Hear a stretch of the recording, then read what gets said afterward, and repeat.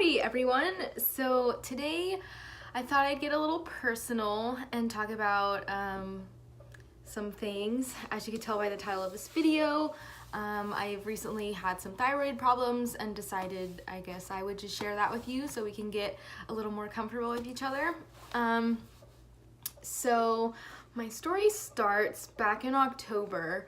I had just my annual physical, like we all do. You know, sometimes people don't go to the doctor but every couple of years or whatever, or unless there's something wrong. But I kind of felt like there was something a little off, and I was like, okay, well, you know what, I'll just go to my physical, and if there's anything wrong, you know, they'll figure out if there's anything wrong.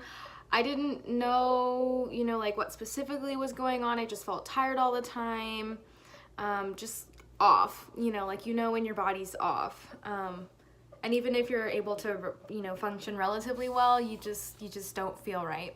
So I went and got my physical done, and so the doctor, you know, they ask you if there's anything going on, how you're feeling. They make you do like all these surveys. I had to do like this like alcohol abuse survey, like this survey for anxiety and depression, you know, those kinds of things, among a bunch of other tests that they do. So so he's like, you know, what's going on? Is there anything specifically going on? And I was just like, you know, I've been really tired, a little anxious. Granted, I'm in grad school, so I started back in the fall of 2016. So I just kind of thought, well, maybe I'm just, you know, stressed out and tired because of grad school and all the things that have been on my plate, you know, trying to juggle like a part-time job and, you know, the classes and all that stuff. So I was like, yeah, I'm just tired, anxious, I'm having like heart palpitations. That was pretty much it and what was going on with me. And so, you know, we do the blood work, and so the doctor's like, okay, well, we'll check your thyroid, see if everything's functioning well there. So get the blood work done, and then obviously, you know, doctors like to have follow-up, so you can pay them $30 more or whatever your copay is. So I come back for my follow-up, and he's like, okay, well, you know, you have like 3 major hormones that your thyroid or that's involved in thyroid functioning. You have like your TSH, your thyroid stimulating hormone, you have your T3 and your T4, and your T4 like converts hormone into like T3. I don't really know all the mechanisms of how that works, but yeah, that's pretty much I guess how the thyroid works. T4 is converted into T3 and that stuff. So anyway, so he said that my T3 hormone was pretty high. So he was like, okay, well, do you have like thyroid problems? Any like thyroid problems that run in your family? And I'm like, yeah, my mom has some thyroid problems, and then my sister's kind of had some thyroid issues in the past. So he's like, okay, well, we're gonna do more blood work, and then we will do an ultrasound on your thyroid. And I was like, okay. I'm like, he's probably not gonna find anything, but whatever. So I have to come back to the doctor to get an ultrasound on my thyroid, and I don't live in the same city as my parents, so I had to like drive back to the city where my parents live to get the ultrasound done. So I like skipped class one day, and then I go to my ultrasound, and I like went by myself because I was like, it's not a big deal, it's just an ultrasound. They're probably not gonna find anything anyway. There's like nothing really wrong probably. So laying on this bed with my neck hyperextended, you know, and it's kind of like, obviously it's a little interesting to see what the technician's doing. Granted, you don't really know what you're looking at, but it's still interesting nonetheless. So I was watching the screen as a technician was, you know, doing the ultrasound and just rubbing back and forth the little Doppler, and she did the right side first, I think, but then she went on to the left side, and it took a little longer than the right side had taken, and there was like this one spot she kept going over, And because my neck was like this, I could see the screen, you know, and then she was just going over like one spot and trying to get really good pictures. And so I saw there was like this little, I guess like a black circle on the picture, and I could tell it wasn't 100% normal, but I don't know, it didn't really seem like a big deal, but at the same time I was like, I could tell something wasn't supposed to be there, and I was kind of freaking out, and I was by myself, you know, and then I had to drive back to the city I live in, I had other things to do, so I was by myself, and I was like, oh my gosh, you know, they found something, but I didn't know what it was, and obviously the technician can't tell you anything. So after my appointment, you know, I just like, once I left the building, I like started crying because I was like, there's something there. I don't know what it is. Surely it's probably not bad, but it's still scary, you know? So I called my mom, and I'm like, oh my gosh, you know, I'm pretty sure they found something. And then obviously you have another follow-up. So I went back to the doctor, and we talked about the blood work that the second round of blood work that I had done, and that was to check for like Graves' disease, like any autoimmune disease that you could have, like Hashimoto's, that kind of stuff. And then we like went over my ultrasound, and so he didn't really say much about the blood work. I mean, I guess I didn't have like any antibodies or anything because he didn't say that I did. He did say that my T3 was still pretty high. So that was kind of concerning. And then he did say that I had a nodule on my thyroid. So it's just, I mean, honestly, it's just like a little cyst, and it's benign. And it's like 5 millimeters big. So he said unless it's like a 1.5 centimeters big, like they're not gonna even do like a biopsy on it to check for malignancy, anything like that. So it's not a big deal at all. So he was like, okay, well obviously you're having these kinds of problems, so let's do like a nuclear thyroid uptake test, or yeah, I think that's the name of the test, something like that. So he ordered that and then referred me to an endocrinologist. So I skipped like 2 days of class 1 week, and I pretty much like went to this hospital, because you have to go to the hospital to get that done because it's like a nuclear medicine thing. So essentially you take this radioactive iodine pill. It's not the same kind of pill that they make you take when you're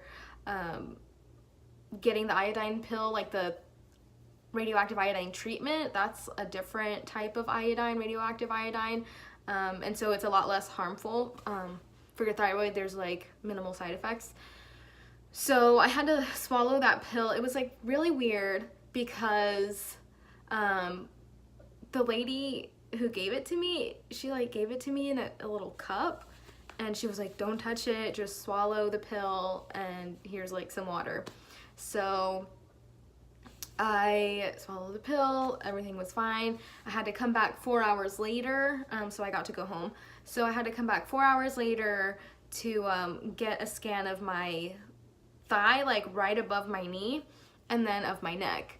So I guess they could track like how much radiation was being given off by my leg and my neck, and I don't know, I guess they were looking at the difference in the uptake. So I guess if there was, I don't know, I'm not even gonna pretend like I know, but something about them checking to see how much iodine or your body's absorbing. So I came back 4 hours later. They did the scan of my thigh first, and then I had to lay down on this machine. It was kind of like an x-ray machine, and so you're just like laying there, and they just bring this, you're like laying there, and it looks kind of like an x-ray. You know how x-rays are, anyway. So it like came down pretty close to my face, Sorry, I guess I shouldn't look up because you can't really see. But anyway, so it came pretty close to my face, and then my neck was like hyperextended, obviously, and then they took pictures of my neck just to look at how much iodine my thyroid was absorbing. Just like pictures of the thyroid. Because I guess also based on the pictures, they can tell if you have like Graves' disease or certain things like that. So then that was pretty much it for the first day. I had to stay away from small children and babies. So yeah, that was kind of weird, but yeah, you do what you gotta do. And then I had to come back 24 hours later. So I got my radioactive iodine pill at like 10 in the morning or 10:15. And then so around 2:15 is when I came back to get the scans that same day. But then 10:15 the next morning is when I came back to get the last scan. And so all they did was just scan my thigh area. And I was good to go. So, so then I had to meet with the endocrinologist, and then he went over like all my blood work, all the results of like my ultrasound, the radioactive iodine uptake test, and he pretty much said that I had like hyperthyroidism. So yeah, that was kind of it. The other doctor that I had visited, he had put me on propranolol for my palpitations, and so the endocrinologist that I visited, he was like, yeah, just stay on your propranolol, that's fine. And then after he diagnosed me, he prescribed methimazole for just like an anti-thyroid medicine to calm down my thyroid, because with hyperthyroidism, your metabolism's just like because of your thyroid, your metabolism is just like really sped up, which was interesting to me because I was like, I don't feel like, I guess like I have hyperthyroidism, but I don't feel like I look like I have hyperthyroidism. Like, I'm not fat. I'm not like super thin though, you know? So I'm average. I mean, I'm like 5'1" and weigh like 116 pounds. So I'm not like fat, but I'm not skinny either, you know, just normal. But yeah, I don't know, that was kind of weird because normally from the research that I did, doctors don't really see hyperthyroidism when your T3 is high. So normally your TSH will be low and your T4 will be high, and then, or maybe, you know, your TSH will be low and then your T3 and T4 are high, but I don't think they really that often see just a high T3. So that was interesting. And then recently, like a couple of days ago, 2 days ago, I went and got more blood work done just to see how my body's responding to the methimazole. So, I mean, I feel like my body's adjusting pretty well. I don't feel as hungry as I used to, which was interesting to me because, you know, like you read all the side effects, you know, you go on the internet, you Google what is hyperthyroidism and all that stuff, even like before you get diagnosed. And it was just like increased appetite, weight loss, all this stuff. And I'm like, I don't have those things. Like, sure, I feel like I'm hungry all the time, but I like didn't really lose a ton of weight. I mean, I guess if I changed the way I ate, like ate healthier, maybe ate a little less, or like exercise more, it might be like fairly easy for me to lose weight, I guess. But yeah, I just didn't feel, I was like, no, like I'm not more hungry than I was before. But then, you know, after I was on methimazole for a while, I realized, you know, how hungry I really was. I was actually in this Facebook group, and we were doing like the 21-day fix, and it's so funny because they have this book, and it tells you like, well, and then you like buy these containers, and so it tells you, the little book tells you how many of the containers you're supposed to eat to like maintain your weight, to lose weight, that kind of thing. And so I just remember like in the summer, back in June I was doing this 21-day fix group, and, you know, trying to portion out my meals for the whole day, and I was just like, oh my gosh, I can't believe, like, I was like, how are people supposed to eat this little food? Like, this is ridiculous. I'm so hungry. Like, I could eat this all before like 2 o'clock, you know? So I just obviously like didn't stick with that recommendation because I was so hungry, but it just makes a lot of sense because now I'm not that hungry anymore.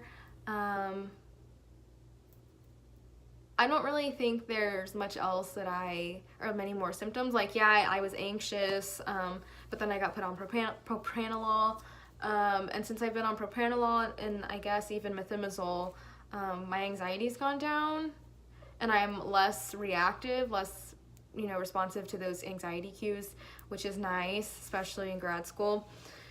So, sorry about the lighting, but yeah, so I've noticed small changes, and I guess really the only other thing, I mean, I don't sleep super well during the night. I wake up at least 3 times in the middle of the night, but that hasn't changed, and I've never slept through the night for as long as I can remember, so that's not anything new. And then maybe some joint pain that I had before that's gone now, which is nice. So yeah, that's pretty much my story. Thanks for listening. If you've made it this far in the video, sorry for all the 16 minutes of me rambling, but yeah, thanks for listening. And if you're going through the same thing, or you know, you're having thyroid problems, or you know, you had an ultrasound and they found something and you're not sure what it is yet, or you know, you ended up finding out you have thyroid cancer or anything like that, well, granted, I don't know what that feels like because I haven't been diagnosed with thyroid cancer, but, you know, my love goes out to you. I'm sending you well wishes and positivity, but you're not alone if you're having any kind of thyroid problem. And it was just, one thing that I realized is just that you can look so normal on the outside, and like even people who pretend like everything's okay, like, you might look like that on the outside, but you know, when you're going through that, you really feel like there are problems on the inside, and maybe people don't really believe you, but it's, you know, you're not alone. So anyway, thanks for watching this video. If you have any questions, feel free to ask. If you want more like story time videos, feel free to give this video a thumbs up and like or subscribe.